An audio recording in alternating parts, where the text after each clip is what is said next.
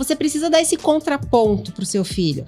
Você precisa dar o valor, porque são os nossos valores, são os nossos filhos. E nós somos responsáveis. É uma grande responsabilidade. É uma família que não tem regras claras, que não tem uma postura mais firme, uma educação mais firme, o filho não tá bem. Porque ele não tem segurança, ele não tem um corpo seguro, ele não se sente seguro. Retornar a educação moral firme em casa é medida urgente. É medida urgente. Quem é que ensina o filho a ligar pro avô ou pra avó? Simplesmente os pais. E se você não ensinar, você pode ter certeza do seguinte, esse filho vai te colocar no asilo.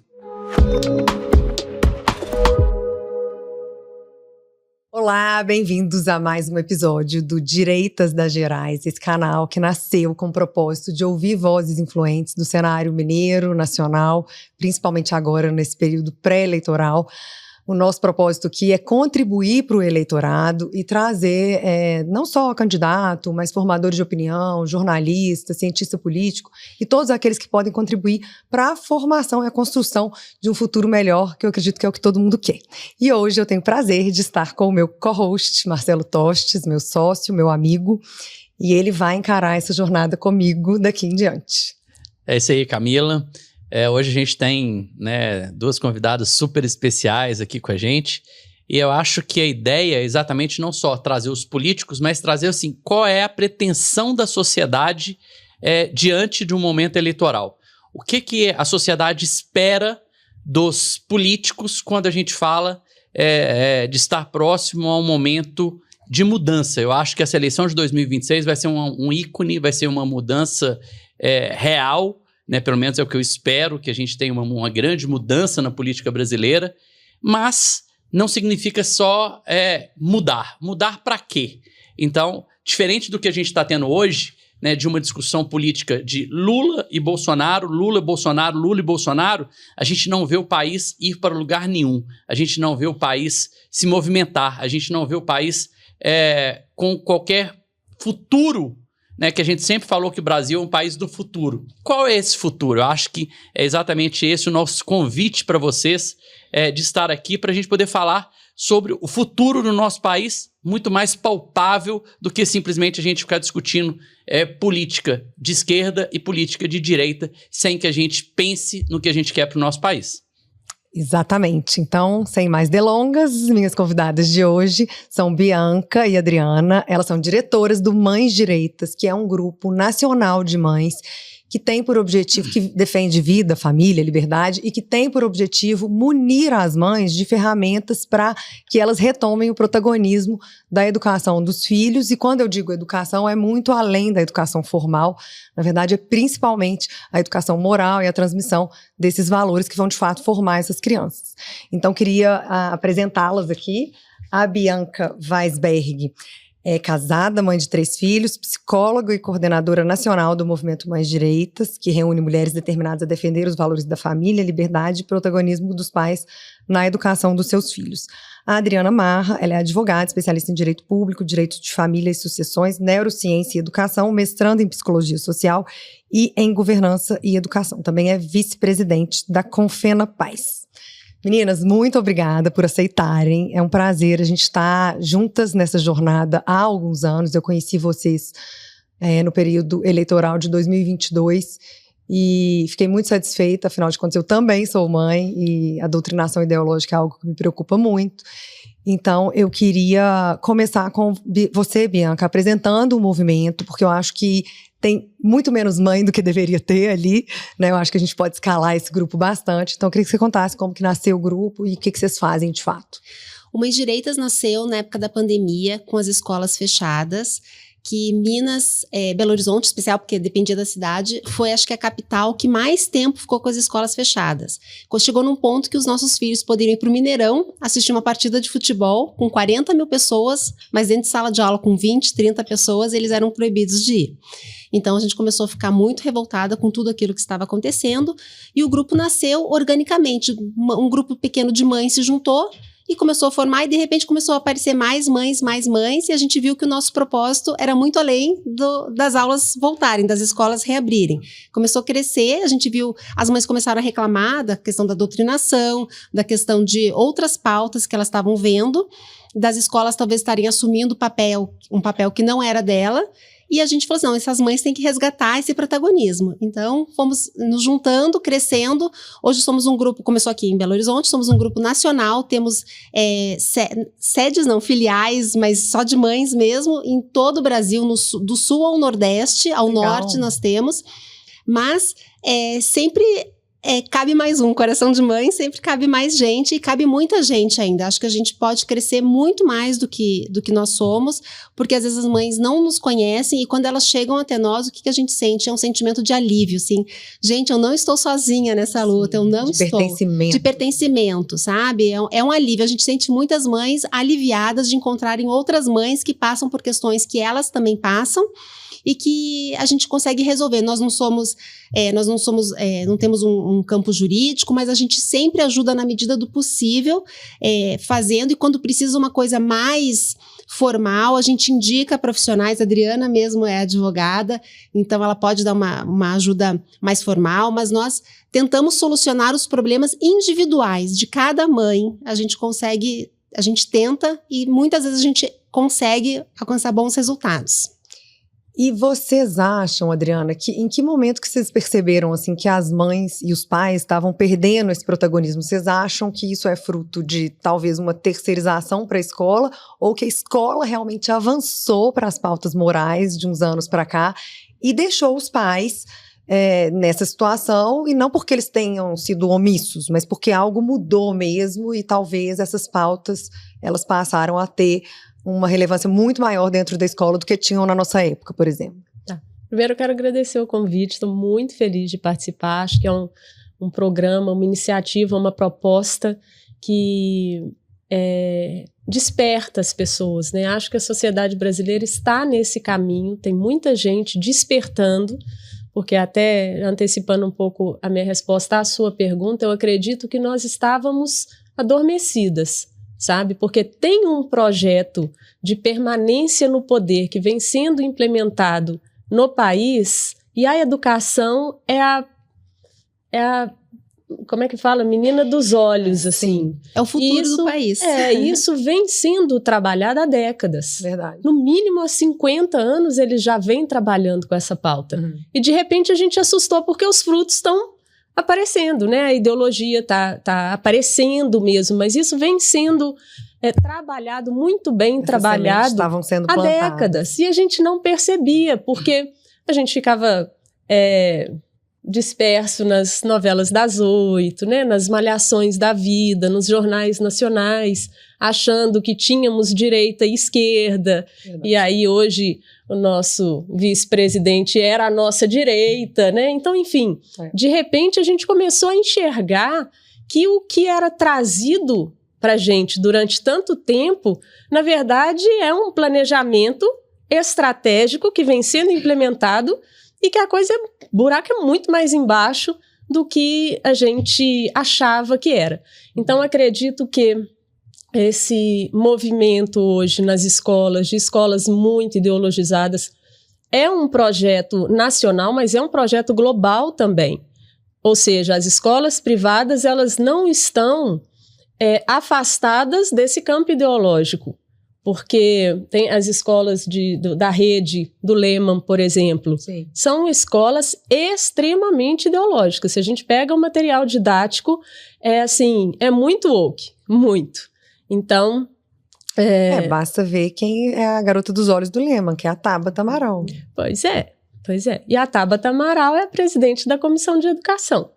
Né? E aí a gente pode falar para frente, se vocês quiserem, sobre a aprovação do PNE. Eu queria até pegar esse gancho para falar do PNE mesmo, porque a gente teve o Plano Nacional de Educação aprovado ontem, e eu não acompanhei profundamente, é um documento grande, mas eu acompanhei as críticas, e havia muitas críticas em relação ao conteúdo ideológico, né? E além disso, um poder muito concentrado no MEC, que é um órgão do executivo, e portanto é ruim isso, né? Então eu queria que você contasse para a gente se esse texto foi melhorado, se a gente precisa se preocupar mais, porque já era ruim, porque eu vi também que o último plano ele não foi cumprido, nem 4 metas foram cumpridas das 20 estabelecidas, né, para o último PNE.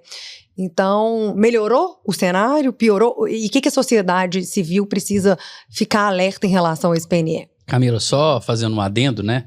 É impressionante que quando a escola oferece ocupar o lugar dos pais, aquilo ali parece, num primeiro momento, um grande alívio, né? Ou seja, eu não preciso mais cuidar do dever, eu não preciso mais de estabelecer limites para os meus filhos, né? Os meus filhos não estão sendo mais puxados a orelha na escola, e aí no sentido, né, bem figurado, ou seja, o professor não acha ruim com absolutamente nada, então o aluno pode responder. Aprovação automática, né? Com conhecimento ou sem conhecimento, você passa de ano. Exatamente, então o aluno ele pode responder o professor, ele pode fazer o que ele quiser dentro da sala de aula, entre aspas, suportado pelo pai que não deixa a escola, né, agir nos momentos que deve agir.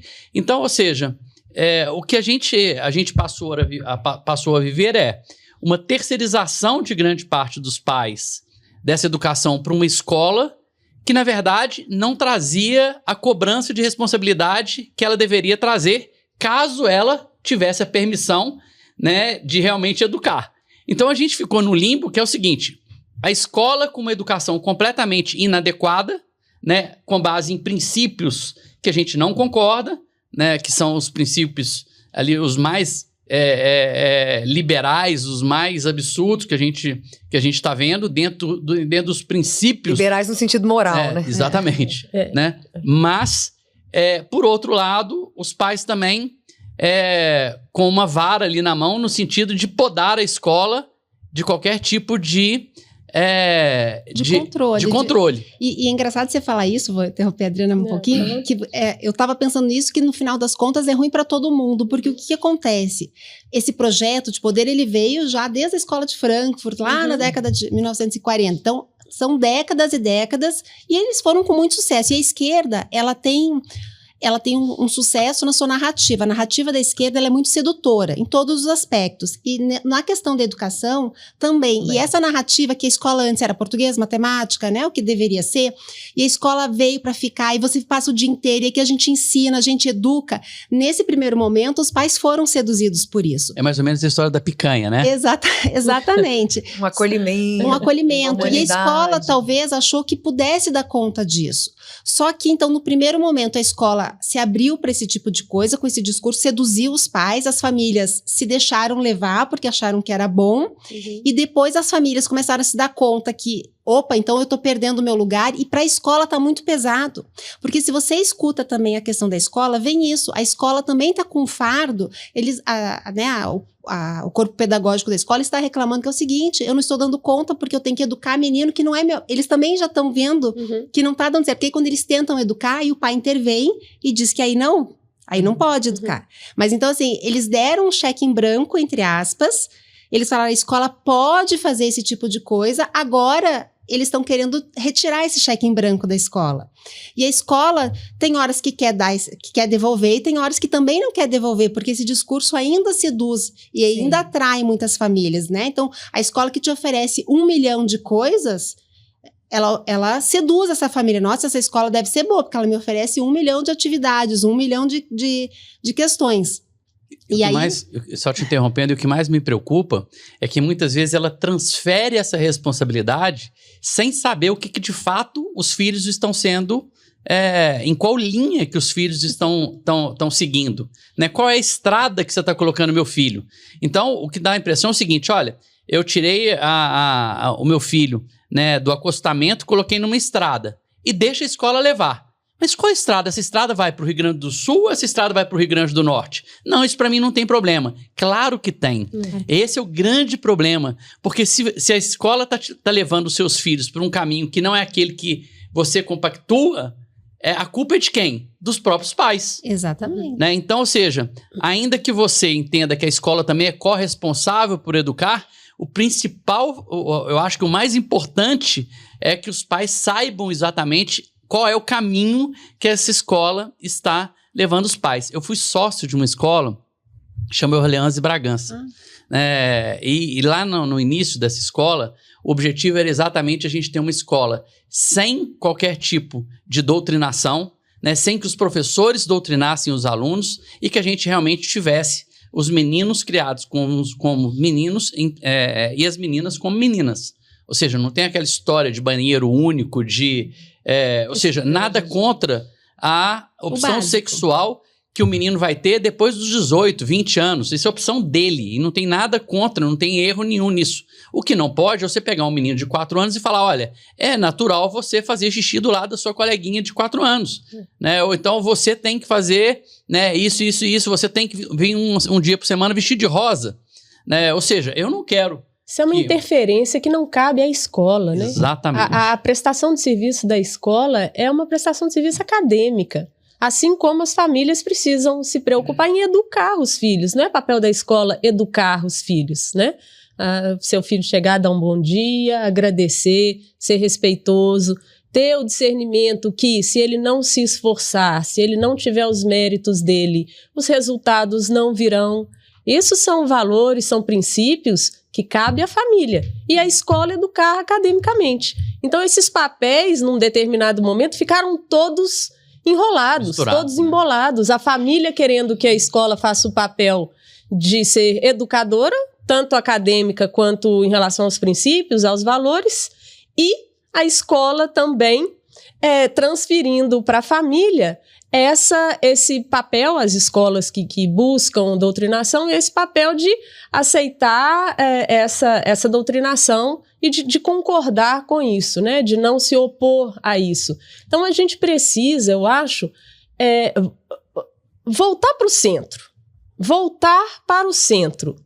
O que é o certo, o que é errado? Isso não é muito difícil, não. A gente foi relativizando nos últimos anos tantas coisas que a gente perdeu o eixo. A gente perdeu o eixo.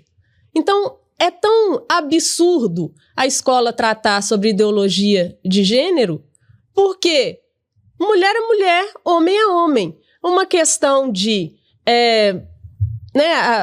o adolescente e o jovem tá se entendendo que tem preferência pelo mesmo sexo, não sei o quê. Isso é uma questão que a família vai cuidar e a escola, obviamente, não vai discriminar. Mas a escola não tem que interferir. Isso não é um assunto que diz respeito à escola, né? Então, assim,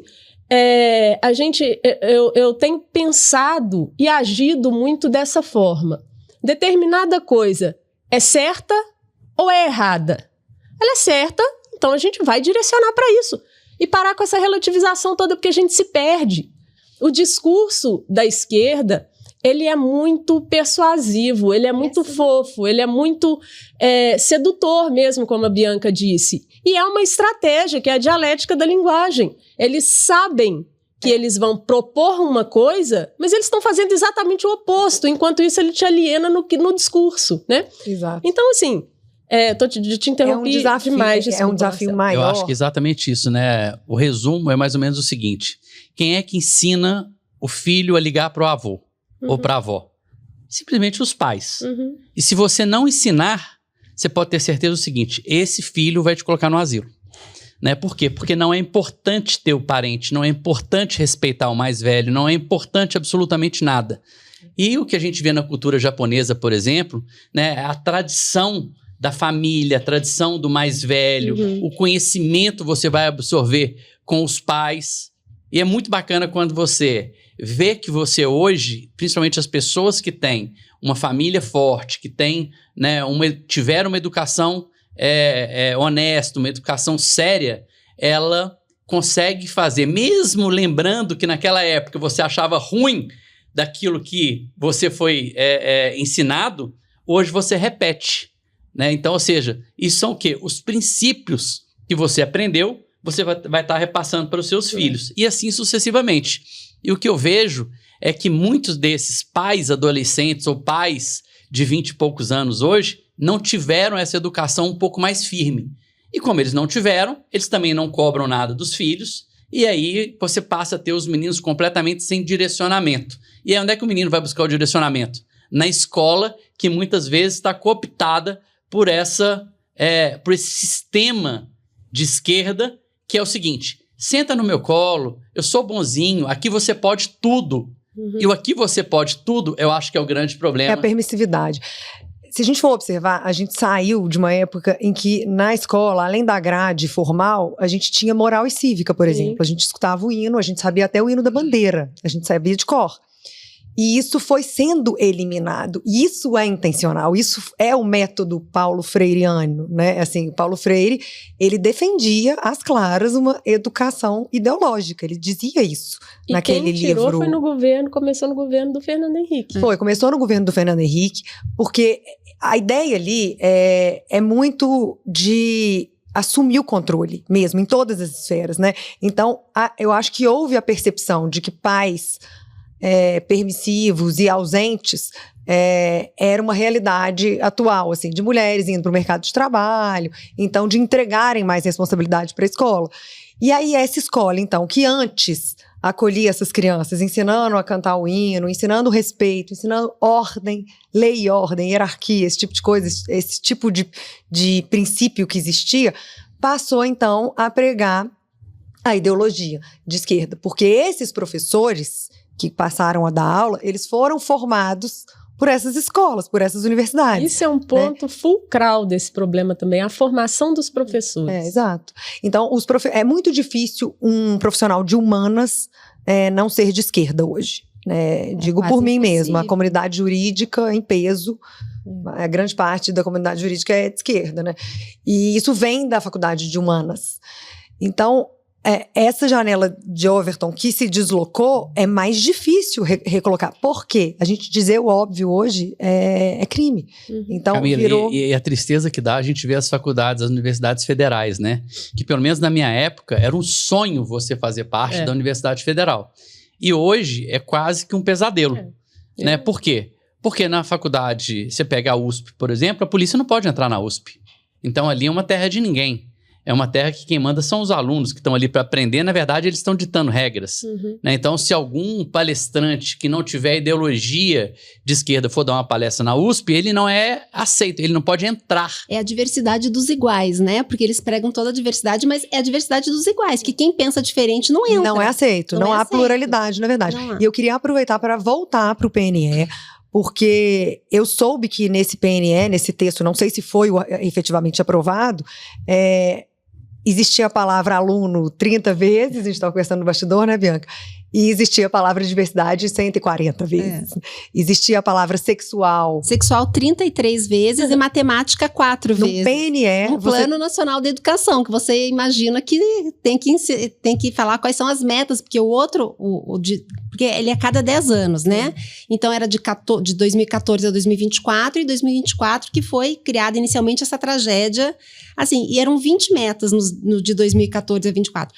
Eu penso que para fazer o de 24 a 34, deveria ser revisto esse de 2014, ver quais metas foram atingidas ou quais não foram atingidas, e aí fazer um pouco melhorado, tentar adaptar, porque outro discurso da esquerda, eu acho que tem que falar sobre isso, mas eu acho que isso é importante, é o seguinte, ele é muito sedutor, ele é um pouco utópico, né? Porque ele te traz promessas que muitas vezes não são reais. E aí quem não é de esquerda, a gente trabalha um pouco mais com a realidade, e às vezes a realidade é dura. Então é melhor você escutar que você vai conseguir do governo, que o governo vai te dar uma bolsa de 5 mil reais por mês, do que eu ter que te falar, não, você vai ter que trabalhar para conseguir isso. Ou que a igualdade pode ser alcançada, que a igualdade não é utopia. Todo mundo é igual, todo mundo pode ser um cantor famoso. Gente, eu não posso cantar, não adianta, eu não consigo cantar. Não adianta querer dizer que eu posso cantar, eu não posso. Eu acho que você tocou no ponto fundamental. A esquerda, ela ignora a realidade. Ela ignora a realidade. A esquerda, ela é utópica e escatológica também. Então, eles querem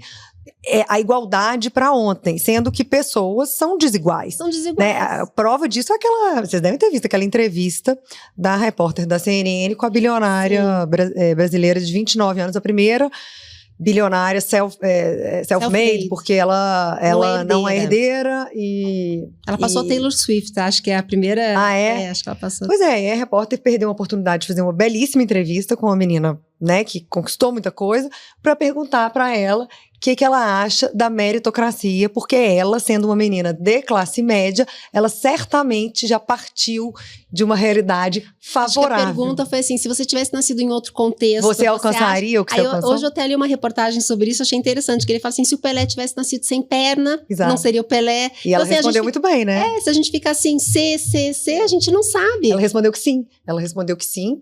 Que ela, sendo classe média no Brasil, ela era muito menos do que classe média nos Estados Unidos, E o que ela alcançou em muito pouco tempo foi algo muito significativo para atribuir a possível ajuda que ela teve da família, alguma coisa parecida. Ela era uma bailarina do Bolshoi, então a jornalista podia ter explorado isso, a disciplina, né? Pouquíssimas pessoas entram no Bolshoi. Então, assim, isso mostra muito do que a gente está falando. O jornalista hoje é majoritariamente de esquerda, assim como os professores. Mas né? eu quero que ela volte, mas eu só queria concluir essa parte seguinte. Então, eu acho que a esquerda, com esse discurso sedutor, ela te promete muitas coisas e a gente fica com a parte desagradável de puxar a pessoa para a realidade. Alguém tem que falar a verdade para as pessoas, né? Porque é o que vai acontecer.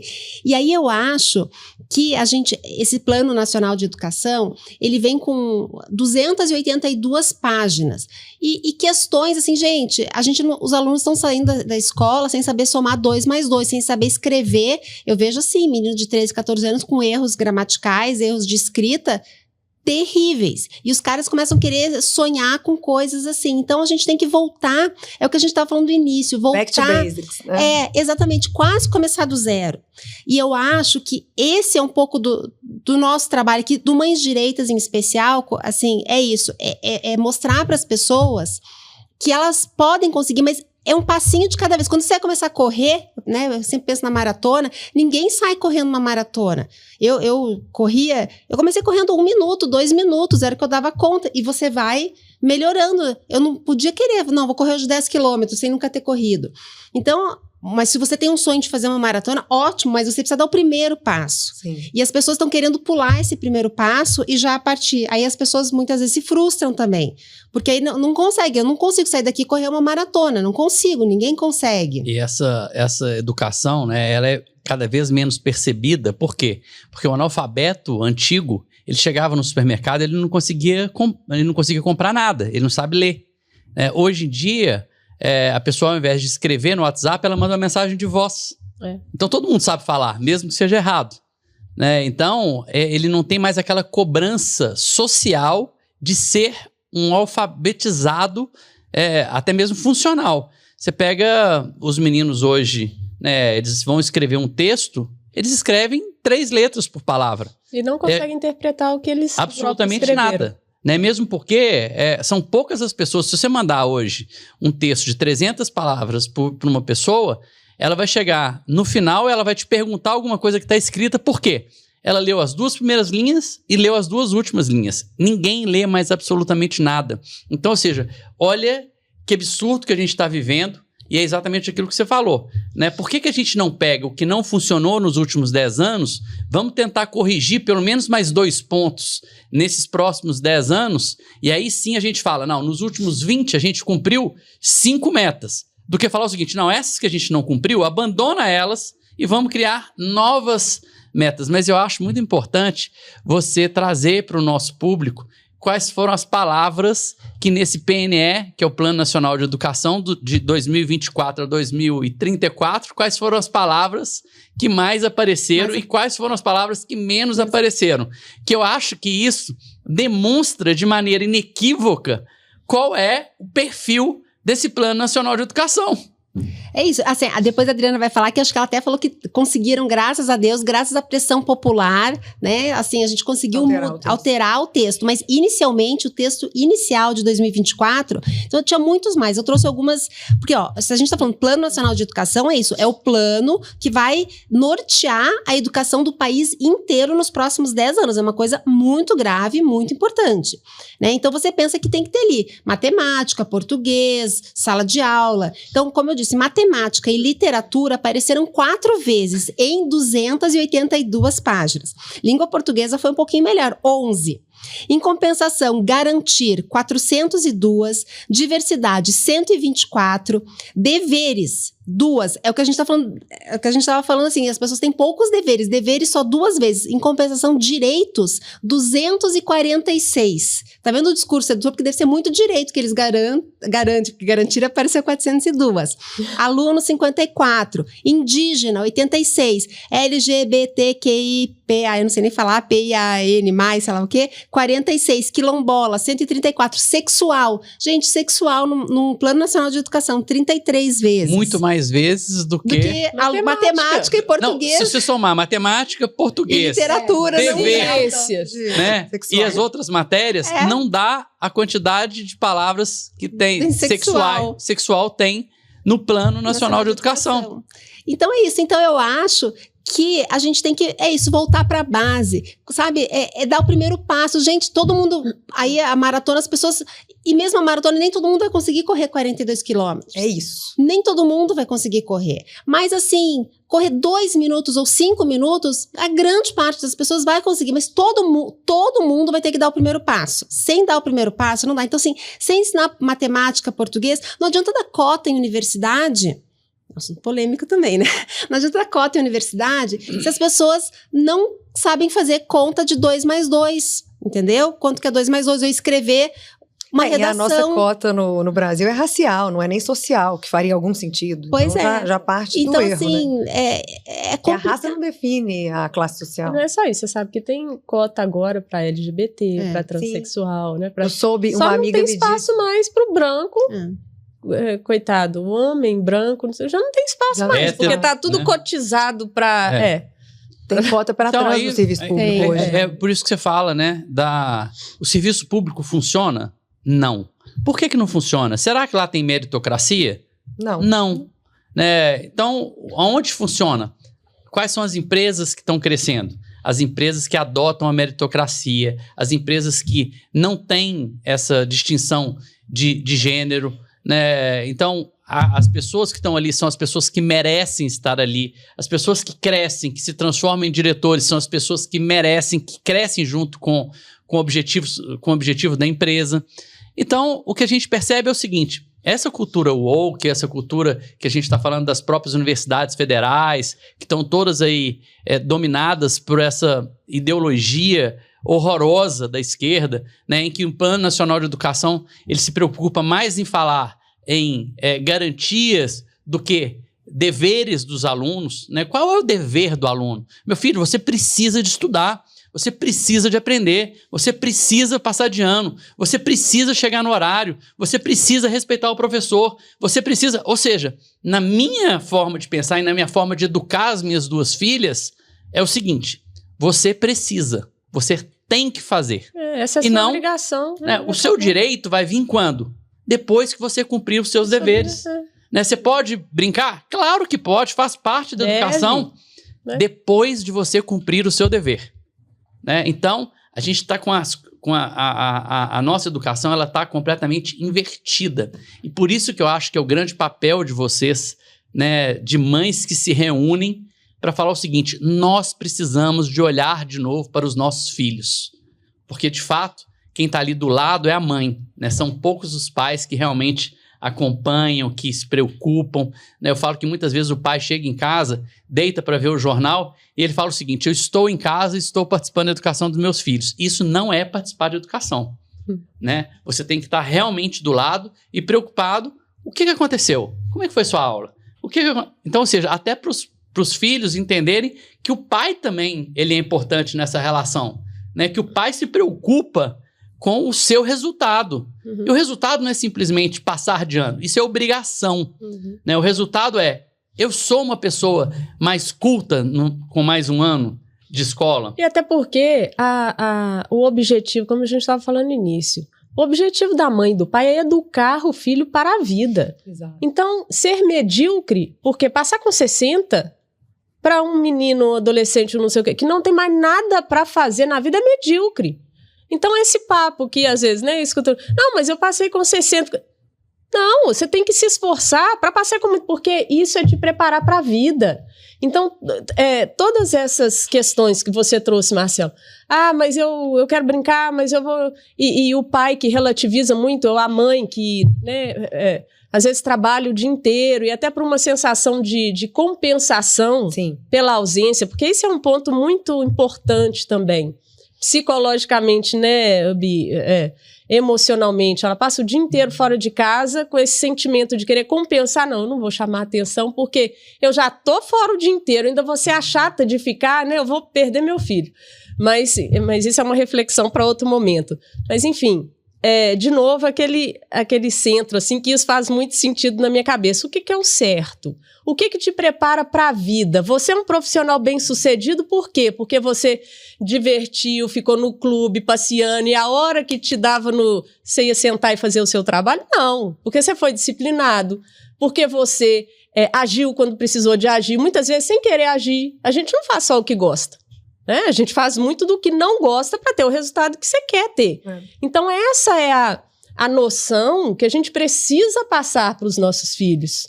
Então, essa coisa de ficar no mais ou menos pro medíocre mesmo, eu falo com os meus 2 filhos lá em casa, a profissão de vocês é estudante.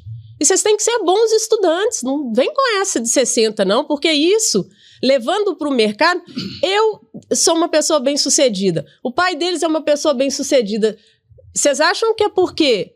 Porque a gente foi medíocre? Não, porque teve muito esforço para a gente chegar onde nós chegamos. Sim. E vocês vão começar a fazer isso sendo estudantes.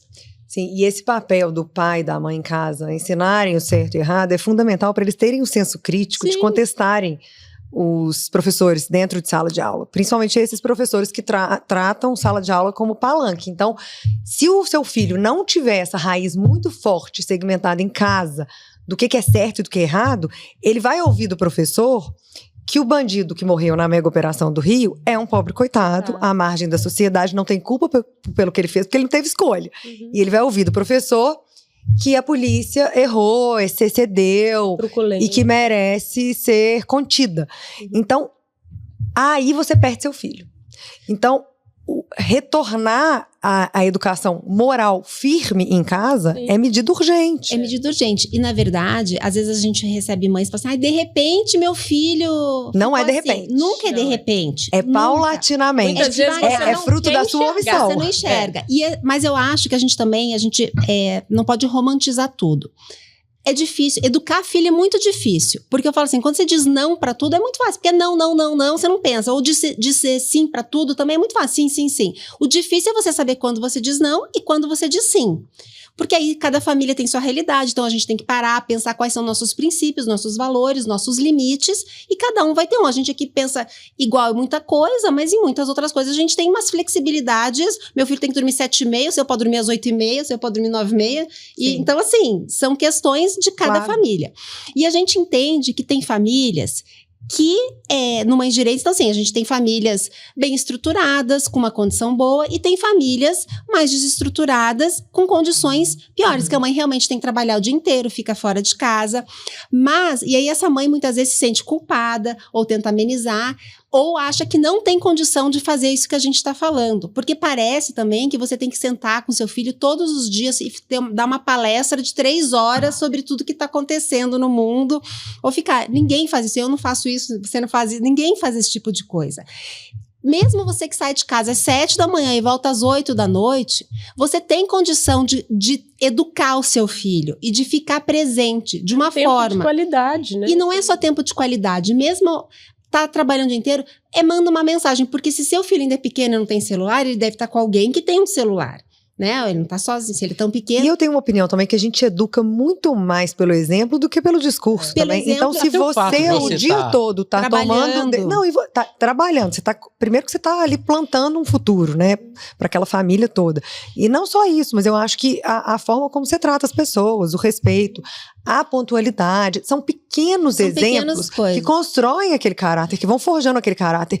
E a permissividade excessiva é que destruiu isso. Então, vamos nos permitir, tudo pode, vamos relativizar tudo. A verdade não é absoluta, a verdade é absoluta. Assim, aquela coisa da criança também tem muita escolha, meu filho. Exato. Gente, às vezes isso é até ruim pro menino de 6 anos, não tem capacidade de Eu não quero almoçar agora. Vai almoçar agora. Assim, a casa almoça a essa hora. Você pode escolher tudo que você quiser, gente. Gente, isso é uma questão até neurológica. O cérebro, estou falando até por essa especialização em neurociência que eu tenho, o cérebro precisa de segurança. Isso. Quando a coisa está muito aberta, está muito insegura, está muito incerta, a gente entra num estado de ansiedade que acaba levando para um burnout mesmo, um estresse, uma depressão. E isso eu estou falando para os filhos também. Então, uma família que não tem regras claras, que não tem uma postura mais firme, uma educação mais firme, o filho não está bem.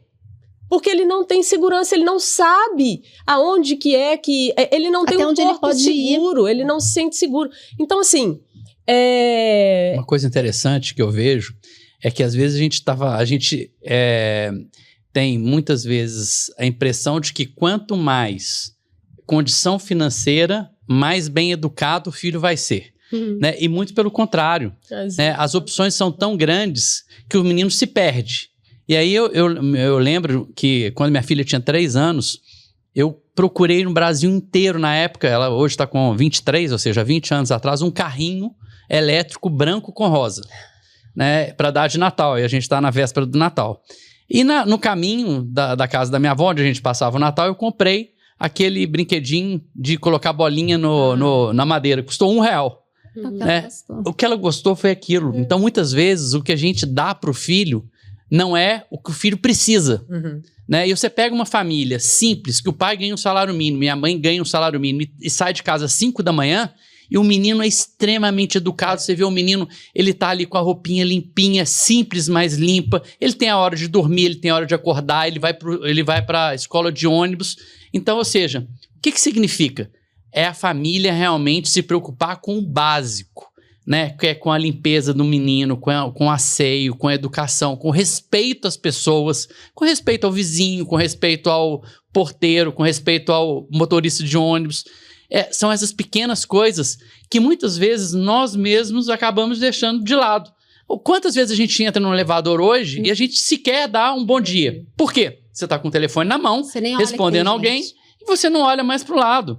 Então eu acho que a gente tem que trazer de volta esses conceitos básicos do básico do básico. Eu não quero nada de super. Não, e isso todo mundo, aqui trabalha, aqui não trabalha, todo mundo pode pegar o seu filho, tá assim, encontra uma pessoa, você cumprimentou, você deu bom dia, você falou por favor, você agradeceu, se a pessoa faz um favor, são pequenos gestos.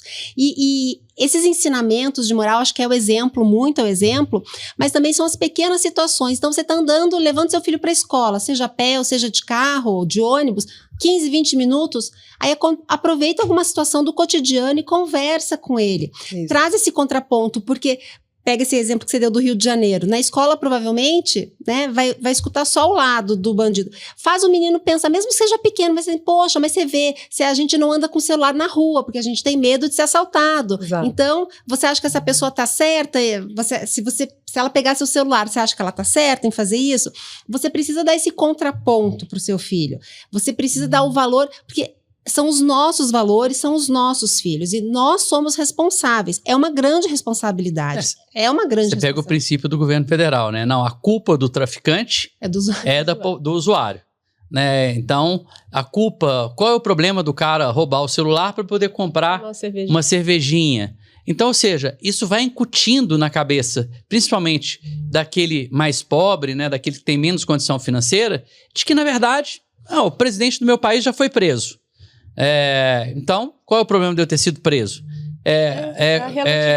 Eu vou ganhar do governo também a picanha. Então, a gente está com a menor taxa de desemprego do Brasil e com o maior gasto da história de Bolsa Família. Que coisa é essa? Porque o índice de desemprego, essas pessoas habilitadas a receber o Bolsa Família, elas não entram no índice de desemprego. Quem não está procurando emprego não entra. E assim, por que eu vou trabalhar para ganhar um salário mínimo, muitas vezes, se o governo pode me dar um pouquinho menos? E aí eu não tenho que sair de casa, não tenho que gastar com ônibus. Eu não preciso ter compromisso. Não precisa. Uma coisa que eu... Gente, hoje em dia, na minha fazenda, por exemplo, eu não tenho nem uma semana que eu tenho todos os funcionários trabalhando todos os dias. Nenhuma no ano. Não estou falando de... É uma exceção. Segunda-feira, por exemplo, você não tem quase ninguém trabalhando mais. Porque o cara fala o seguinte, não, eu recebi... Quem recebe por semana, na segunda-feira ele não vai trabalhar mais. Então, a gente está vendo assim... As regras são cada vez mais relaxadas. Não tem mais problema. a gente não tem mais que discutir absolutamente muito nada. Direito e pouco dever. Eu acho que Começou na nossa Constituição, que é assim, a Constituição, ela tem pouquíssimos deveres e muitos direitos. Pouquíssimos direitos. E eu acho que tudo isso que a gente está falando se resume muito no resgate, né? Resgate da tradição, em conservar o que foi bom. E por isso essa pecha de conservadores. Só que isso vem sempre de um jeito pejorativo, né? Então, você se declarar conservador nada mais é, na minha opinião, do que você conservar o que deu certo. E aproveitar a inovação, o que está por vir. Mas conservar o que deu certo é importantíssimo.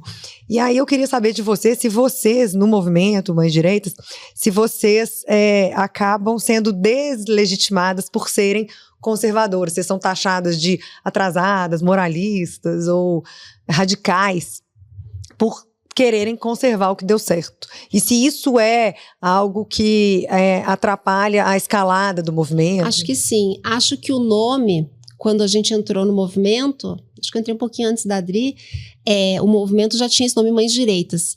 E aí fica uma pecha de direita. Muita gente fala assim, mães de direita.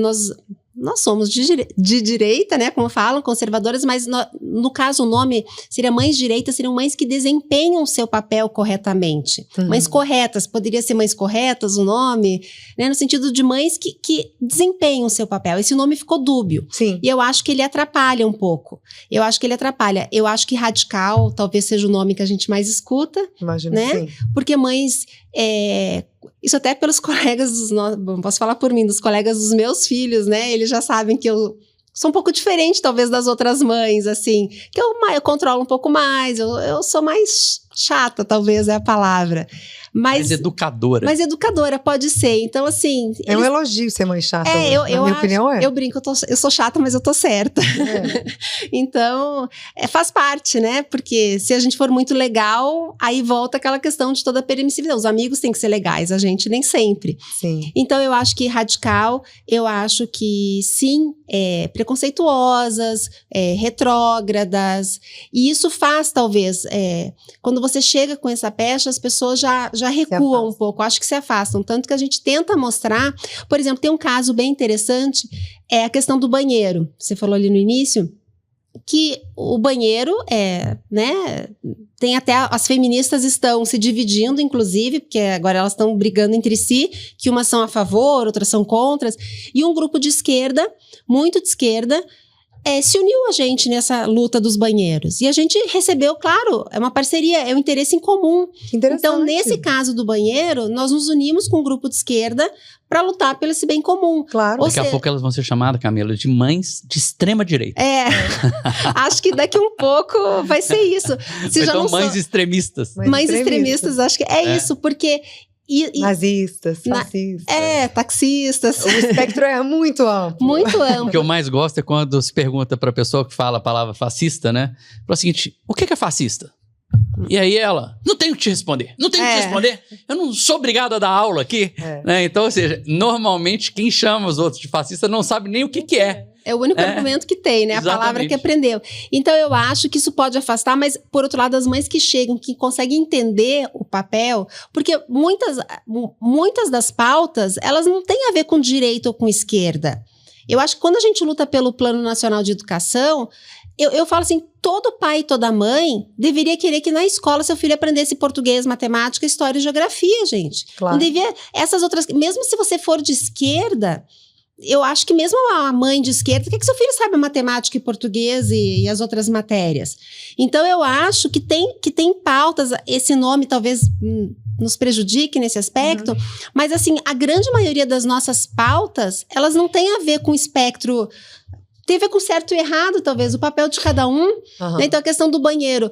Eu falo assim, se a gente fosse para as escolas, fizesse uma pesquisa bem objetiva para os pais, você é a favor que homens entrem em banheiros femininos? Eu não vou falar que 100% seria contra, porque eu acho que não ia ser 100%, mas 99% ia ser contra isso. Então, assim... Mas eu queria ver aquele que responde que sim, se ele tem filha mulher ou filho menino. Porque eu acho que grande parte que embarca aí são jovens de 20 e poucos anos, universitários, que aí são um pouco inconsequentes, não pensam um pouco, né, do que acontece. Mas pai e mãe, eu duvido que queira. Mesmo que você seja a favor, que você seja super de esquerda, mas tem limite para esse tipo de coisa. Essa questão da educação, né, do matemática, português, geografia, história, por exemplo, acho que é a mesma coisa de você falar o seguinte, ó, eu sou de direita, eu vou ser assaltado hoje. Né? Se eu for de esquerda, eu não vou ser assaltado. Então, na hora que você for assaltado na rua, você fala assim, amiguinho, deixa eu te contar, eu sou de esquerda, você vai levar meu telefone? É claro que ele vai levar. Né? Então, ou seja, a pauta da segurança, por exemplo, ela não tem... É exatamente isso que a gente discute muito, eu e a Camila, e a gente fala muito sobre a política pela política. A gente tem que parar de discutir educação pela educação de gênero, a educação pelo conceito político que você tem. Educação é educação e ponto final. Né? O que é certo é certo, o que é errado é errado. Então, e a segurança pública? Né? Não é porque eu sou de esquerda que eu não vou ser assaltado. Vai sim. Né? Se a pessoa entrou na sua casa e falou o seguinte, ó, eu sou o presidente do PT aqui em Minas Gerais. O cara vai falar o seguinte, muito prazer, né? Eu sou o bandido da serra do fulano de tal. Foi o que aconteceu com a Márcia Tiburi, né? Não sei se vocês lembram do caso. Ela falou que tinha uma lógica atrás do assalto. E quando ela foi assaltada, ela foi para Paris. Então, assim, é assaltada, mas ela tem condição, e aí foge do que eles pregam, né? Eu queria voltar um pouquinho na questão do Plano Nacional de Educação, que eu acho que eu poderia contribuir um pouquinho, porque eu participei presencialmente de todas essas fases, desde a CONAI, que foi quando gerou esse documento de referência que a Bianca leu, né, essas palavras, e tem muito mais, por exemplo, as palavras que falam sobre sustentabilidade, aquecimento global e não sei o quê, deram mais de 200 vezes também. Né? E ciências acho que tem 2 ou 3 vezes. Geografia acho que não tem nenhuma. Eu acho que essas não tem, porque senão eu te pego aqui, não vi. Geografia porque os meninos já nasceram com GPS. Então não precisa usa o Waze e acabou. Mas esse primeiro projeto, ele previa, por exemplo, a extinção das escolas confessionais, a extinção das escolas cívico-militares, a obrigatoriedade do ensino a partir do 0 ano. A obrigatoriedade do ensino a partir de 0 anos de idade. Nem a amamentação eles estão dispostos a tirar o filho do pai. Gente. E a escola em período integral. Então, assim, e aí às vezes aqui a gente tem condição, acredito que seja essa a situação, assim, os nossos filhos estudam em escolas particulares e que é um outro cenário. Mas isso está sendo desenhado muito para a escola pública também. Então, por exemplo, seu filho fica numa escola que fica no turno integral, mas a escola dele tem um tanto de atividade, tem um tanto de outras propostas, né, que talvez desenvolva a criança, não sei. Mas na escola pública, não é isso. O governo quer obrigar a escola em tempo integral para ficar naquela casinha lá que não tem nada, nem um balancinho é capaz de ter para o menino. Então, assim, o pessoal começou a fazer uma associação quase como se eles estivessem aprisionados em um ambiente de para menor infrator, assim, com nada. Com nada. Então, isso é desenvolver? Isso é um ambiente pega, por exemplo, né, que fica propício a ser doutrinado mesmo. Quando a gente enxerga esse Plano Nacional de Educação e o Sistema Nacional de Educação, que a gente conseguiu derrubar, assim... a esquerda deve estar remoendo isso até hoje. Graças a Deus. O que eles queriam no Sistema Nacional de Educação e tentaram no Plano Nacional de Educação também? Tirar a competência do Poder Legislativo de legislar sobre educação. Eles queriam passar para a mão de 15 pessoas inicialmente, depois passaram para 18 pessoas do Executivo, que seriam nomeados essas 15, 18 pessoas... Sim. Que na ponta é todo mundo sindicalista. Essas 15 ou 18 pessoas que depois virou no PNE, eles tentaram no PNE com 18 pessoas, que definiriam a educação do país. Não mais, os vereadores não teriam mais competência para legislar a educação em plano municipal, os deputados estaduais em plano estadual, e estava previsto a punição administrativa, civil e criminal para o gestor público que não obedecesse às diretrizes dessa turma. Então, assim, o prefeito, por exemplo, a turma ia definir uma diretriz que... Linguagem neutra, se me der esse exemplo. No meu município a linguagem oficial vai ser a linguagem neutra nas escolas do meu município. Se o prefeito virasse no meu, não vai ser não. Ah, não vai não? Então tá. aqui está previsto um processo criminal, o senhor pode perder a sua liberdade, está previsto um processo cível, vai receber alguma condenação, alguma indenização que vai responder com o seu patrimônio pessoal, e administrativamente a União não te repassa mais verba nenhuma. É um negócio Tava desse maluco, jeito. Né?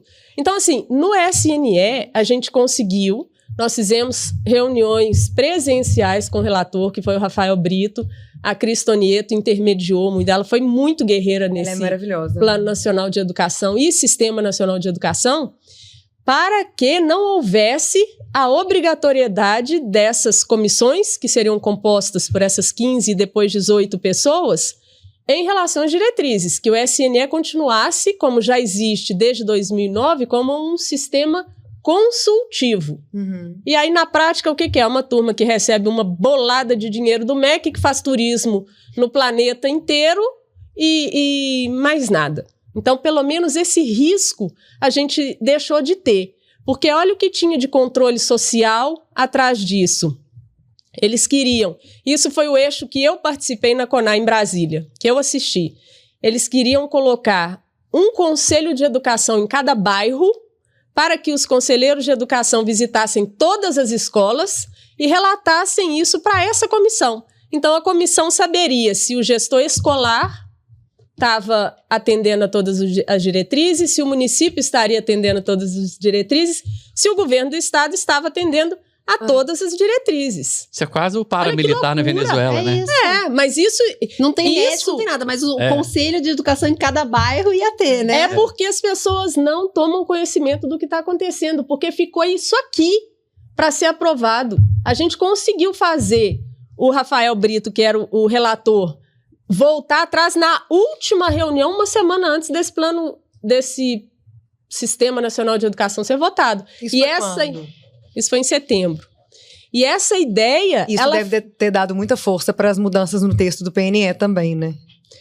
Eles tentaram manter, porque essa ideia de tirar a competência para legislar do Poder Legislativo, ela veio em duas frentes. O Sistema Nacional de Educação, que foi um projeto do senador Flávio Arnes.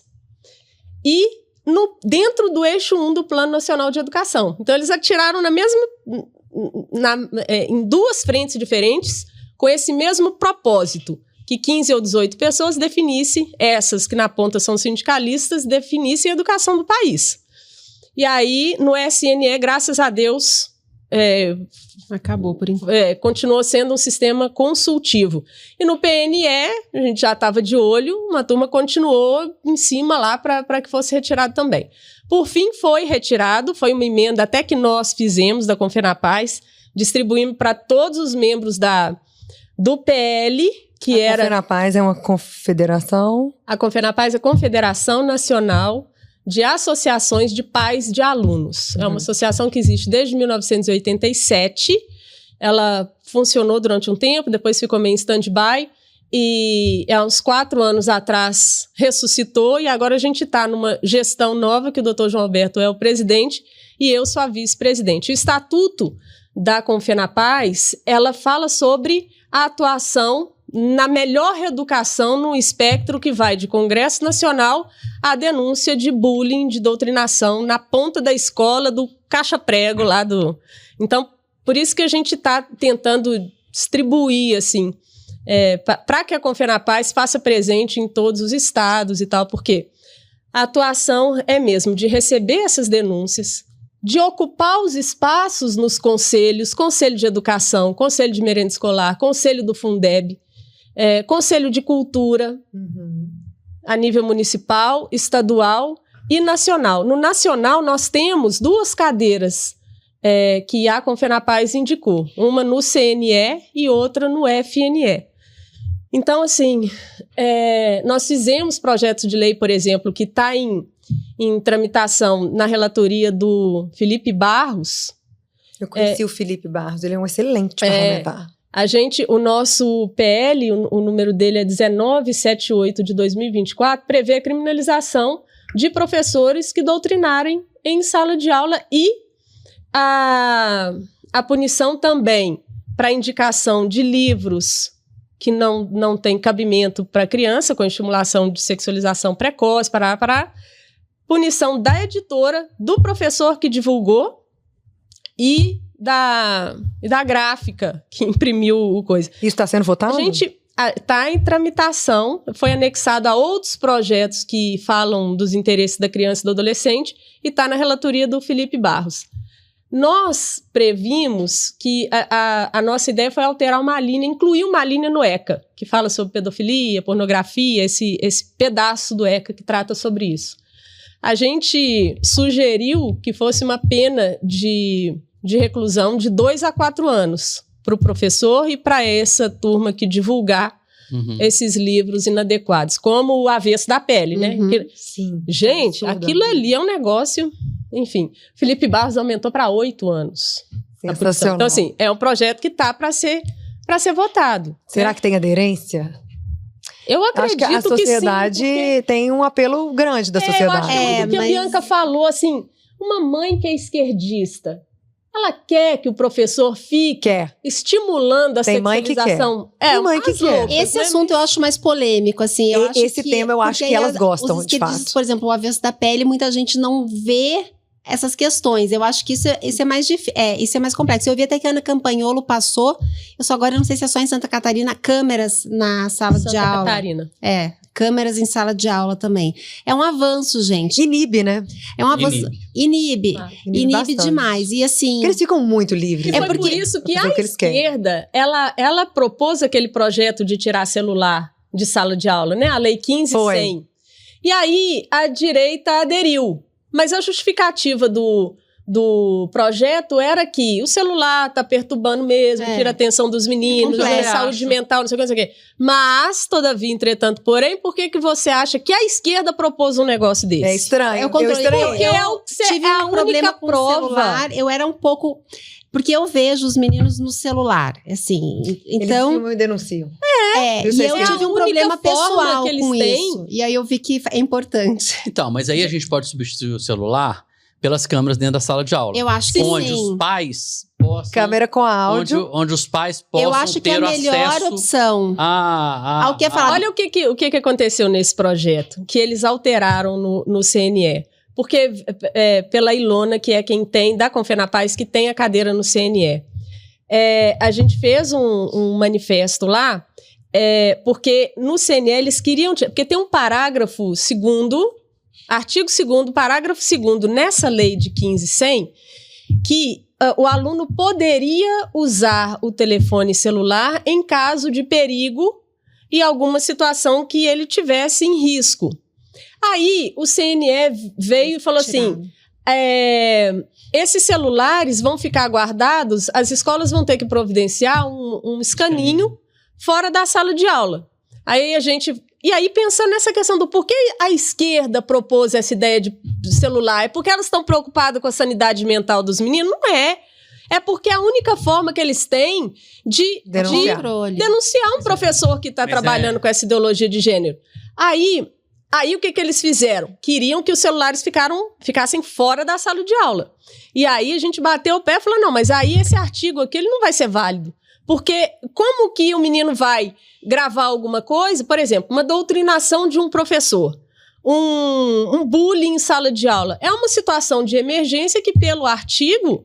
a criança ou adolescente se considerar em risco mental, físico, alguma coisa, ele tem garantido por essa lei o direito de gravar aquela situação.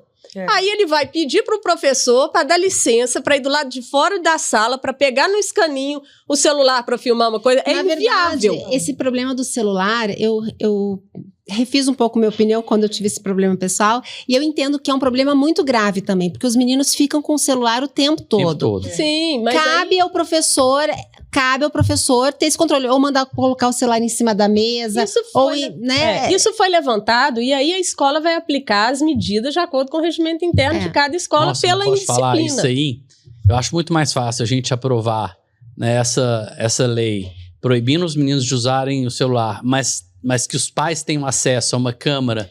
Eu acho que é a melhor opção. A gente não tem estrutura, vai custear isso como? É o custo, é complexo. O ideal é fazer essa migração, sem dúvida. O telefone hoje, ele precisa ficar ao acesso do menino. Para quebrar parte, que foi o que a esquerda quis, de tirar qualquer forma. Então, precisa ficar ao alcance. Mas eu acho que esse é um tema... Eu acho que ele é complexo, porque tem esses casos, tem muitos casos de doutrinação, como eu disse, eu precisei, mas ele atrapalha muito. Eu acho que o professor hoje também confunde a liberdade de cátedra com uma liberdade de expressão... Assim, sem limite, né? Sem limite. E dentro de sala de aula, eu sou a pessoa que não vou falar que eu sou a que mais prezo pela liberdade de expressão, porque tem outras muitas, mas eu prezo demais pela liberdade de expressão. Mas, em sala de aula, ele não tá ali como um comunicador, ele não tá ali para dar opinião dele. Não, ele não é palanque, ali para relatar fatos. Então, eu acho... Ele tá ali para ensinar. Para ensinar, relatar fatos. Então, assim, o cara vai contar uma história, ele tem que relatar fatos. Porque ele pode dar opinião desde que ele fale, a minha opinião é essa, porém tem gente que pensa assim também. E não é assim que chega pra criança, né? Não é assim. Chega pra criança, a opinião virou verdade. É um líder admirável. A opinião virou verdade. Então, como que os pais podem, né? A gente tá falando, como é que os pais eu ia chegar nessa pergunta, sobre a doutrinação na prática que vocês acompanham. Eu sei que vocês recebem muitas denúncias de doutrinação das escolas de BH. Eu mesma já mandei alguma coisa ou outra para vocês, não da escola dos meus filhos, mas que eu recebi no meu direct. E eu queria saber como que vocês lidam. Há uma provocação da escola, as reuniões acontecem, como que a escola reage em relação às denúncias de doutrinação? Existe uma meia-culpa? Professores são demitidos? Ou isso eles consideram que isso está no escopo do trabalho do professor? Assim, não tem uma resposta para tudo, porque isso vai depender de cada caso, né? E também depende da forma que você chega até a escola. Eu acho que isso é o mais importante. Como é que você chega? Porque existem não sei se pode chamar dois tipos de doutrinação. Existe aquela doutrinação que é bem escancarada, que é a melhor que tem. A melhor, assim, é a mais fácil da gente ver. Porque é o professor que vai com a camiseta do Che Guevara, Lula livre, enfim. Essa, quando ele vai com esses sinais, você está vendo, ele está doutrinando. É fácil de você perceber e você tomar uma providência. As doutrinações mais complexas, que é onde a gente precisa ficar mais atenta, são aquelas frases ditas, sutis, é um comentário. Por exemplo, eu vou dar um exemplo que minha filha me contou esses dias. Tinha uma menina dormindo na sala de aula, ok, né? Não é esse o caso, a menina estava dormindo. O professor cutucou ela com a caneta, assim, ela assustou. Aí todo mundo riu. Aí ele falou assim, sorte sua que foi uma canetada, não foi uma facada fake igual do Bolsonaro. É um comentário bobo, entre aspas. Mas não é bobo. Imagina, ele carrega muita coisa esse comentário. Exatamente. Então, assim, é um comentário sutil, né? Então ele deve fazer outros comentários. É porque isso chamou muita atenção, porque a sala parou para ele cutucar a menina que estava dormindo. Então são esse tipo de coisas. E você precisa estar atento. Você tem que estar atento ao seguinte: ler o material escolar do seu filho. Como é que eu vou ler material escolar? Pelo amor de Deus. Não é ler, gente. Não é igual pegar um livro e ler. Esse eu sempre falo. Todo mundo chega em casa, vai deitar, fica fazendo o quê? Vendo série e mexendo no celular. Pega 15 minutos todo dia, não precisa fazer tudo de uma vez. Dá uma olhada, a gente não precisa ler. Então, por exemplo, matemática, teoricamente você tem que se preocupar um pouco menos, porque, né? Agora, livro de história, geografia, dá uma olhada nos títulos, nos subtítulos, alguma coisa que te chame a atenção. Exato. Por exemplo, esses dias eu peguei no livro de história do meu filho e risquei todos estadunidenses. Aí eu falei assim, você está proibido de escrever na prova estadunidense, é americano. Tudo bem, eu me dei o trabalho ali. Mas assim, é você mostrar para o seu filho. Então, você lê estadunidense e fala assim, olha, você pode falar americano. Ou falava também, Cuba. Falou estadunidense, é assim, petista detectado imediatamente. Estadunidense. Todos os livros que suas filhas já são grandes. É Samuel Bonfim, é Glauber Braga, é nível PSOL. Todo livro de história e geografia é estadunidense. Dos meus, eu não peguei nenhum que fala americano. É tudo estadunidense. É na hora de fazer o dever de casa. Você vê as tarefas. Gente, alarmismo climático. Gente, agora você está falando de matemática, Bi, na CONAI, no eixo 3, que era sobre como inserir as matérias LGBT parará no currículo escolar, é esse o eixo. 12 milhões de reais que nós pagamos para esse tipo de situação. E foi a segunda, né? Porque no governo do Bolsonaro, ele já tinha feito a CONAI direitinho, bacana, coisa. Aí, quando o Lula assumiu, ele fez a CONAI extraordinária, tanto que a sigla é CONAE, porque é um a mais de extraordinária. Eu assisti a palestra de uma travesti, que ela chama Érica, que era professora de matemática, e a palestra dela era sobre ensinar as pessoas que estavam assistindo, que a grande maioria eram professoras, sobre como inserir a ideia LGBT dentro da matemática. Então, ela trouxe um tanto de, por exemplo, problemas matemáticos. Você pode trazer a situação dessa forma, de outra forma. Então, assim... Não, você tem que ficar. Então, ela é Tem uma mulher na fila, complicado. Entraram mais 2 lésbicas na fila, somado mais a um homossexual. Quantas pessoas tem na fila? Exatamente. Tipo isso, ela deu vários exemplos. Então, assim, você tem que ficar atento. Então, pega o livro de história, pega o livro de geografia, dá uma olhada. Então, assim, quando fala de Cuba, é realmente, assim, aí é um prato cheio. Mas você não precisa dar palestra pro seu filho. Conversa. Lê uma notícia. Se você assiste algum jornal ou lê, fala, nossa, você viu o que aconteceu aqui? De novo, o caso do Rio de Janeiro, que era um caso que estava muito assim. Olha só, aproveita esses momentos para conversar, independente da idade, entendeu? Tudo você pode falar. Eu lembro que tinha 3 frases que eu falava para meus filhos, que eles ficavam assim, eu falava assim, que eles reclamavam, isso não é justo. Eu falava assim, a vida não é justa. Sim. A vida não é justa, nada é de graça, que quando eles eram pequenos, eles tentavam me convencer que existia alguma coisa de graça. Ganhei uma bala, ganhei de graça. Eu falava, não, alguém você ganhou, mas alguém pagou. A vida não é justa, nada é de graça, e tudo na vida é treino. Porque tudo na vida é assim, você tem que... Você vai se burilar. É a história da maratona, né? Exatamente. Então, assim, são as 3 frases que eu falava, hoje eu falo, já são um pouquinho maiores, mas eu falava isso todos os dias pros meus filhos. Tem que ser repetitiva mesmo. Agora, tem que ser, tem boa que ser. Também, que eu acho que eu fiz com os meninos, tem uns mesezinhos que eles estão se aproveitando da minha... Mas todo mês eu dava um livro para eles lerem. Então, assim... Já leram a Escola de Frankfurt, já leram os livros do Nicolas, já leram o da Ana Campagnolo, do feminismo, já leram a Subversão, que é do Yuri Benzmenov. É um livro, assim, gente, de cabeceira. O negócio é sensacional.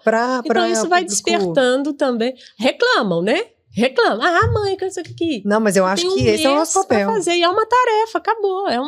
Mas às vezes tem muito vídeo. Tem aqueles gravando o mundo livre, que é super interessante, porque eles pegam toda essa doutrina liberal clássica e austríaca, e aí eles fazem livrinhos bem pequenininhos, assim, Revolta de Atlas, Recontado, A Lei do Bashar, Recontado, só fininho, assim, com esses princípios. E tem vídeos com essas frases que a gente repete. A minha filha mais velha, hoje ela tem 17, quando ela tinha 12 anos, um dia, chegando em casa, ela falou assim, mãe, o professor de história, sempre professor de história, falou que Cuba é muito melhor que o Brasil, porque em Cuba não tem desigualdade. Não. Eu lembro, eu tenho 3, estavam os 3 no carro, eu começo a ficar um pouco nervosa, exaltada, eu gritava assim, realmente é muito melhor, todo mundo é pobre, todo mundo é miserável, olha que maravilha. Não tem desigualdade. Não muda pra lá. Não tem desigualdade, realmente. E assim, o professor que a gente paga a passagem dele. Exato. Mas eu acho que é assim que você ensina o senso crítico, porque aí a próxima vez que esse professor falar isso, ela vai falar. E aí eu comecei... Ela vai falar, mas o médico lá virou Uber. É isso. Você pode mudar pra lá, professor. Mas aí o que eu fiz? Então ela começa a pensar, mas aí não era só eu falando. Aí o que eu fiz? Na época, a Zoe Martinez, que hoje ela é televereadora, mas não era, já tem 5, 6 anos isso, ela fazia uns vídeos no YouTube falando de Cuba, contando como é que era.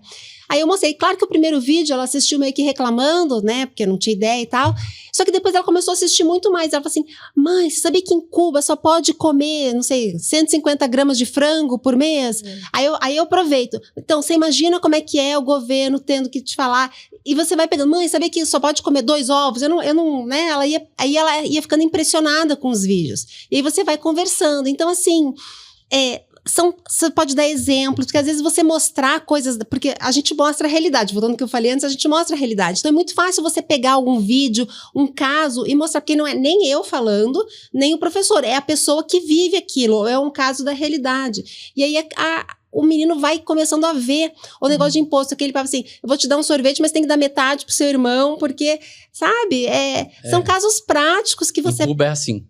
Em Cuba é assim, ou o socialismo é assim, ou você tirou 10, eu tirei 0, a gente divide nossa nota, nós 2 tiramos 5, né? Então, assim, são casos práticos que você pode, isso qualquer um, a mãe que trabalha, a mãe que não trabalha, você consegue fazer esse tipo de coisa. todo mundo pode, sabe? A gente tá um pouco desanimado, o momento do país tá muito ruim. A gente tava falando do medo, do né? medo. E eu fiquei pensando que uma vez me perguntaram se eu não tinha medo. Eu falei, eu tenho medo, mas eu tenho talvez mais medo de ficar parada e ver o que vai acontecer. Talvez eu tenha mais medo de não fazer nada. Medo hoje é uma palavra que eu nunca pensei na minha vida em sentir medo de opinar. Né? Quando a gente falava da época da ditadura, era um absurdo, né, se fechar um jornal. Hoje, olha a facilidade que se cala um blogueiro ou influencer. Uma pessoa comum. Que comunica com mais de 10 milhões de pessoas por dia. Então, naquela época, se fechava um jornal, a época da ditadura, chamada ditadura, eu acho que eu fico até embora eu não tenha vivido, não tenha idade, eu acho que eu teria até vontade de viver naquela época, porque hoje em dia eu fico imaginando daqui a 30 anos o que os professores de história vão contar do que a gente está vivendo hoje. Né? Porque essa é a verdadeira ditadura, onde a pessoa que começa a se manifestar, ela tem a sua rede social caçada, né? Ou bloqueada.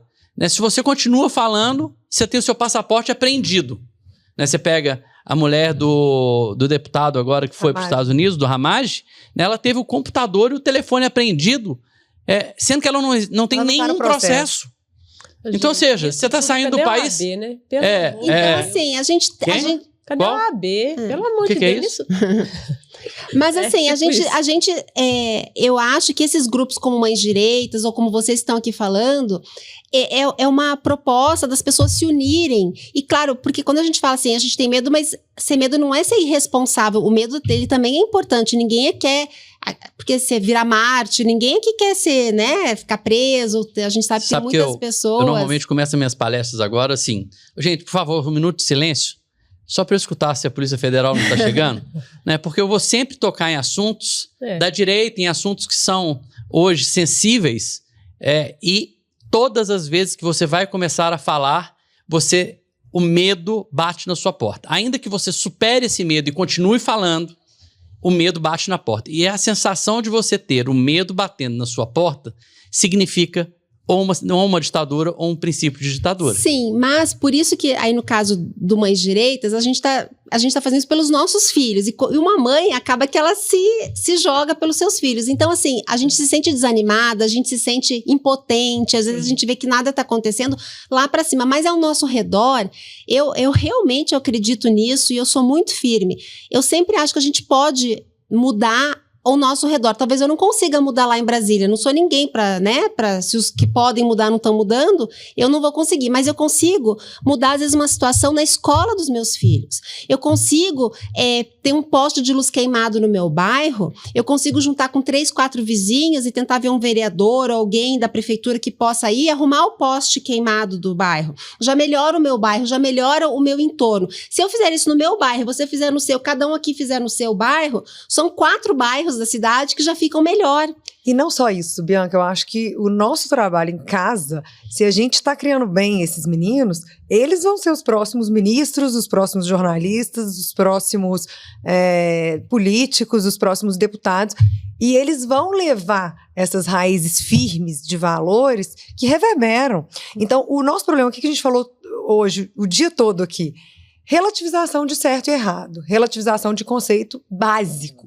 Então, se a gente consegue reverter isso em casa, numa escala grande, com muitas pessoas fazendo isso, a próxima geração será melhor. Por isso que não é um trabalho rápido, a gente não vai, a Mães Direitas não vai ver um retorno rápido.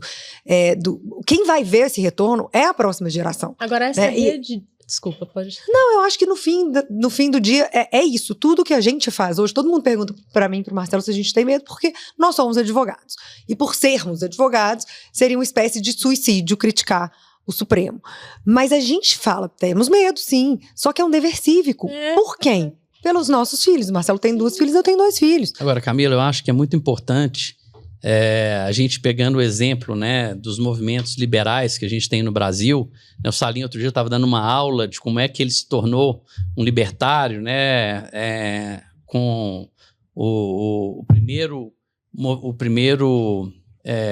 instituto, né, liberal do Brasil, que o Gerdau fazia parte. E aí ele falando o seguinte, olha, na década de 80 a gente tinha um Instituto Liberal. Hoje a gente tem mais de 100.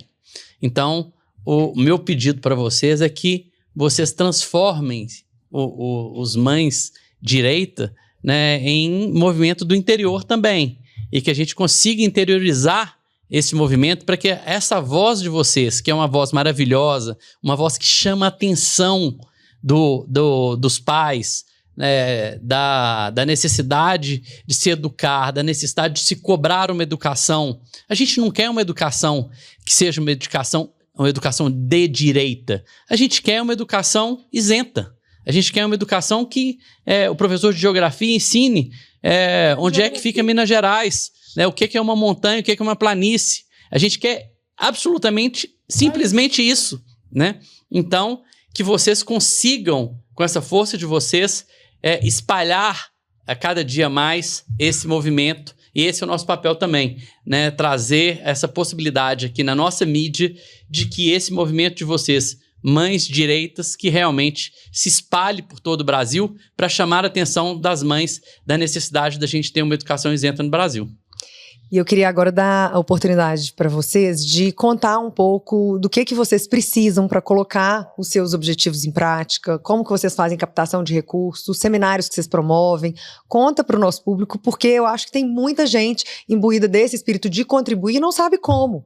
Pode começar pelos mães direitas, né?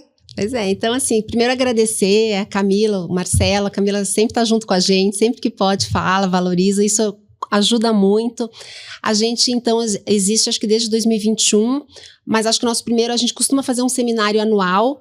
Infelizmente, esse ano a gente não conseguiu fazer por diversas questões e a gente sempre traz pessoas de relevância na questão de educação. A doutora Ângela Gandra já participou, a Bárbara, a Camila já participou, várias pessoas, Ana Paula Henkel, veio já uma vez presencial e outra vez online. Então, assim, a gente tem o apoio de bastante pessoas bacanas.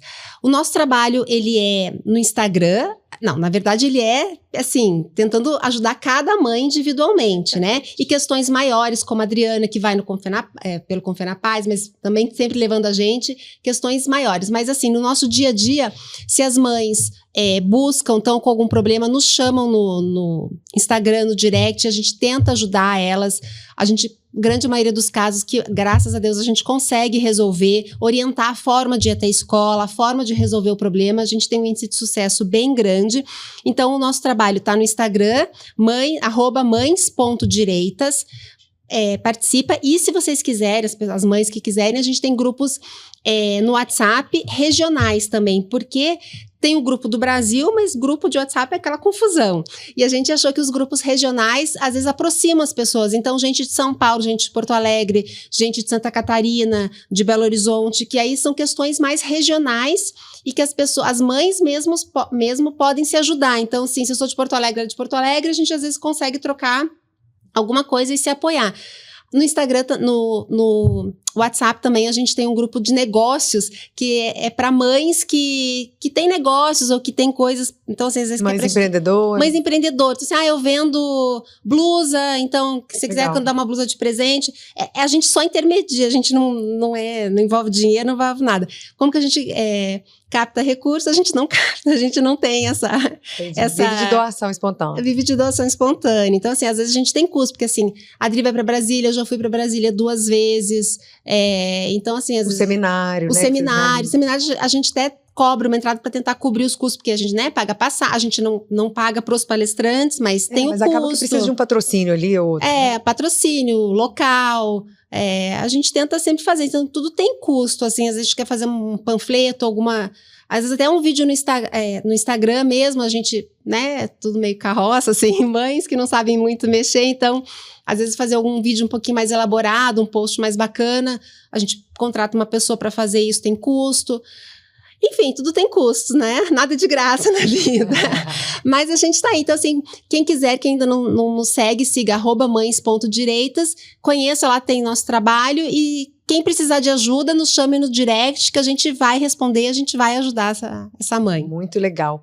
E Adriana, para a gente finalizar, a história do PNE, então, foi aprovado. O que cabe à sociedade fazer? A gente tem algum canal em que a gente possa entrar em contato com os deputados? Enfim, alguma questão de ordem mais prática? Existe alguma via, sim ou não? O PNE está aprovado, não existe mais o debate? O PNE está aprovado, mas vai para o Senado ainda, né? Tá. Falta Então, aprovação no Senado. vai e volta para cá. E nesse meio tempo tem chance de sofrer emenda, esse tipo de No coisa? Senado ainda tem. A gente conseguiu melhorar bastante em relação a esse quadro inicial que a Bianca pintou. Então, a questão das ideologias de gênero não constaram no PNE. A obrigatoriedade da educação a partir de 0 anos e as escolas integrais também não são obrigatórias, continua uma faculdade da família, e isso que é o ideal. Sim. A família que queira, que necessite, que não sei o quê, que o Estado forneça essa estrutura, né? Mas obrigar é outra proposta. A questão da proibição também das escolas cívico-militares, das escolas confessionais. Homeschooling foi uma crítica muito grande, que não trouxeram absolutamente nada no texto. Então, as famílias homeschoolers vão precisar continuar trabalhando para regulamentar via Congresso Nacional. Tem um projeto lá há muito tempo, e o relator não trouxe mesmo nada sobre o homeschooling nesse PNE, que foi muito ruim. Aumentaram o investimento do Brasil para a educação, né? O Brasil já é um dos países que mais investe na educação em relação ao mundo. E a gente tem um resultado horroroso. E isso foi uma coisa que foi até posto na mesa com o relator muito sobre isso, que não fazia sentido nenhum aumentar esse investimento, porque o que falta é exatamente cobrar qualidade, a aplicação do que foi proposto, como no plano de 2014 que você disse. A 2025, de 20 metas, 3 metas foram mais ou menos cumpridas. E aí? Quem vai se responsabilizar por isso? Inclusive porque a gente está falando de recurso público. Claro. Né? Essa responsabilidade deveria ser redobrada. E não acontece nada, eles só pedem para aumentar recurso, Então, eu mesma até falei com o relator, com o Moses Rodrigues, falei, dar mais recurso para o MEC é dar dinheiro para pródigo. Não é assim que você resolve o problema de prodigalidade, dando mais dinheiro para quem não tem nenhum critério. O que vocês precisam fazer é responsabilizar o gestor público. E foi aprovado esse aumento de investimento? Foi aprovado para 10%. E hoje em dia é 4, né? Era 6,5%. 6. Aumentou para 10%. E outra coisa que é muito complicado, que foi muito falado também. Em momento algum, no Plano Nacional de Educação, foi falado em PISA, foi falado em outros exames de referência acadêmico. Né? Não foi. Internacionais. E aí eles usaram... É um ranking que existe, né? Como é que claro, o ranking e é o que os países sérios se alinham, né? A gente se direcionam. nas últimas posições, né? Na lanterna do ranking. E é o país que mais injeta dinheiro, um dos que mais injeta dinheiro. E o relator concordou comigo quando eu falei com ele. Aí eles colocaram que o padrão de referência da educação do Brasil é o padrão de referência nacional. Aí eu até falei com ele, o que é o padrão de referência nacional? Aonde que está definido, que está conceituado o que é o padrão de referência nacional? Não, e que métrica é essa que não utiliza nenhum parâmetro comparativo? Nenhum. Isso foi uma coisa que ficou completamente em aberto. O padrão da educação, a referência do padrão da educação brasileira é o padrão nacional. Eu ainda falei com ele, o senso comum já acha que o padrão nacional é horroroso. É só olhar para os resultados do Brasil nos exames internacionais. Então, isso foi uma coisa que ficou também. Agora, a gente tem um tanto de projetos de leis que a gente pensa em entrar para tentar ajustar essas coisas mal feitas que ficaram, mas no final, na ponta, assim, ficou bem dentro de um contexto ruim, indiscutivelmente ruim, ficou melhor do que foi apresentado lá inicialmente. Agora, o que a gente precisa ficar atento, que a turma não dá ponto sem nó, melhoraram no legislativo, mas o executivo vem fortemente tentando aprovar várias coisas que não está dentro do PNE por meio de resoluções, decretos e portarias. E como que a gente combate isso? Pois é, não sei de um canal assim direto para tomar conhecimento disso, Só mas judicializando, né? é algo que a gente, na Convenapaz... Pois é, mas aí eu acho que uma das formas que tem surtido pressão é exatamente a exposição desses decretos, desses atos normativos. Né? Olha Pode que absurdo. utilizar só para gerar mais uma questão. É para dar visibilidade, mas... não é nem pelo resultado. Esse primeiro PNE não passou por causa da pressão popular. Foi. Exatamente. Foi isso a gente fez, a gente juntou um grupo assim que Deus é muito bom quando a gente faz o que você sente que você pode fazer, quando você dá a sua contribuição. Porque essa turma que foi na CONAI, que era assim, 1% da turma toda que estava lá, que foram 2.400 pessoas. 2.400 pessoas que participaram. 1% era de direita.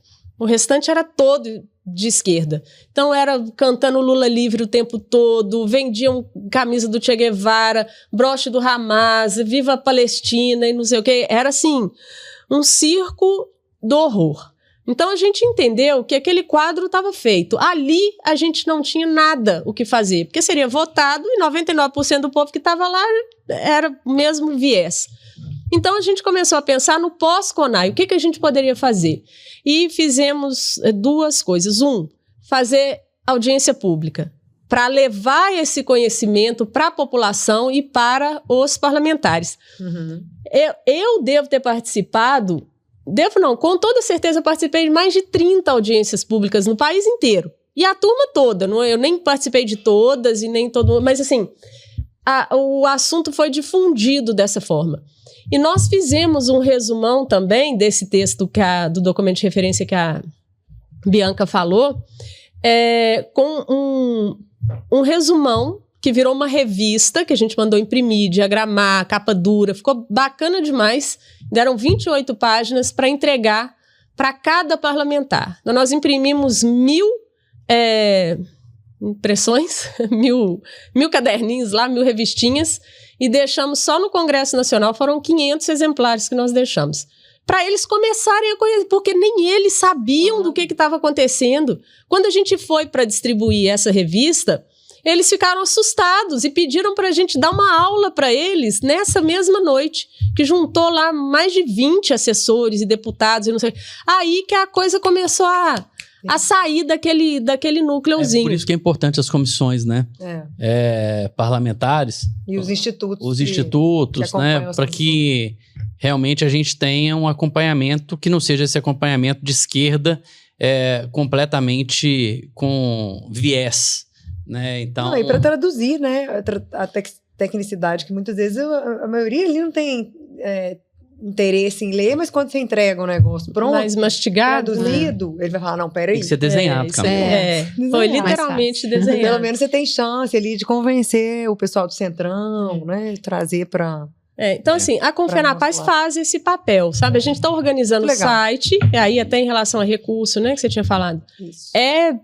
Tem uma estrutura que a gente precisa melhorar muito ainda para dar vazão, inclusive, a tudo isso, que é de site, é gente para ajudar a trabalhar, porque todos somos voluntários. Então a coisa tem um gargalo, porque a gente precisa fazer a feira da gente também, né? Então não dá para ficar só de trabalho voluntário, mas a gente sabe a importância que é isso e o resultado que isso teve nessa realidade que a gente está vivendo agora de PNE, por exemplo, e a questão da obrigatoriedade das injeções lá no Sul, que está muito complicado também, que foi uma pauta, e aí até falando da questão do medo, Marcelo, eu já estou encerrando, a gente está nessa frente de saúde e de educação no país. Então, são duas frentes muito complicadas, e você se expõe muito, né? As pessoas, eu sou advogada também, estou à frente muito como advogada também, falando de juiz, e falando de promotor, e falando de não sei o quê, de pá. Não deixe de falar. Quando eu sinto que... E eu vou muito sozinha, assim, de Belo Horizonte aqui, só eu. E a turma foi meio que pinçada, assim, no país todo. E formamos um grupo de meia dúzia. Mas a hora que me dá aquele... Será? Daqui a pouco eu vou tomar... Daqui a pouco eu tô respondendo processo disciplinar no AB. Se eu perder minha carteira, eu tô ferrada. Que não sei o que.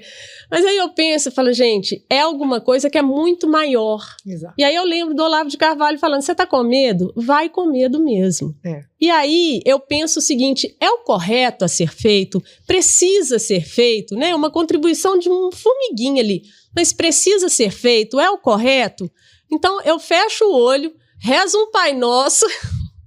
E falo, vou embora, e vou continuar, não vou parar. Isso virou um propósito de vida, mesmo quando a gente estava falando no início, de poder contribuir um pouco com esse cenário tão caótico que a gente vive, né? E aí a importância dessas redes de apoio, tipo Mães Direitas, tipo a Confenapaz e vários outros institutos muito sérios que tem, que as pessoas podem buscar, podem se orientar, às vezes se despertam também para algum papel que nunca tinham percebido. Eu mesma, esse papel, eu sou filha do Mães Direitas.